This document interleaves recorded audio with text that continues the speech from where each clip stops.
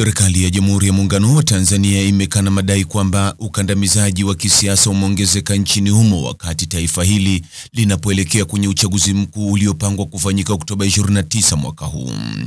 Akijibu ripoti iliyotolewa na shirika la kutetea haki za binadamu la Human Rights Watch kuhusu madai hayo, msemaji wa serikali ya Tanzania Gerson Msigwa kupitia katika kurasa zake za mitandao ya kijamii amesema kuwa taarifa hiyo sio sahihi na inapotosha.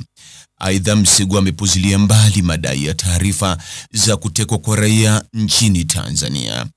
Madai kuwa kuna kupungua kwa uhuru wa kisiasa kuelekea uchaguzi mkuu wa 2025 si ya kweli. Taarifa hiyo imeeleza na kuongeza kuwa katiba ya nchi inatoa haki ya kuishi, usalama na uhuru kwa kila Mtanzania. Taarifa hiyo imeongeza.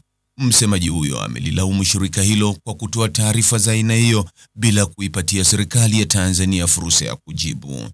Msigwa amesema serikali ya Tanzania ipo tayari wakati wowote kushirikiana na taasisi yoyote inayotafuta taarifa sahihi. Kwa mujibu wa taarifa hiyo ya Human Rights Watch, mamlaka ya Tanzania imekandamiza upinzani na wakosoaji wa chama tawala, kunyamazisha vyombo vya habari, mbali na kushindwa kuhakikisha uhuru wa tume ya uchaguzi.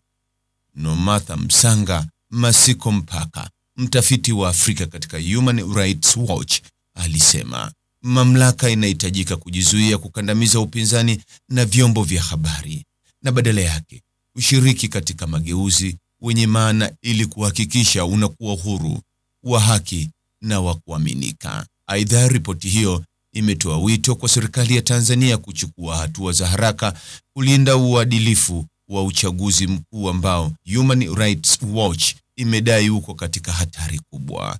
Tanzania imesema kuwa imejipanga kuhakikisha haki za binadamu, demokrasia, utawala bora na sheria vinaheshimiwa kabla, wakati na baada ya uchaguzi mkuu wa mwaka wa 2025.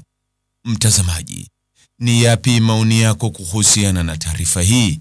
Andika maoni yako katika sehemu ya ujumbe hapo chini.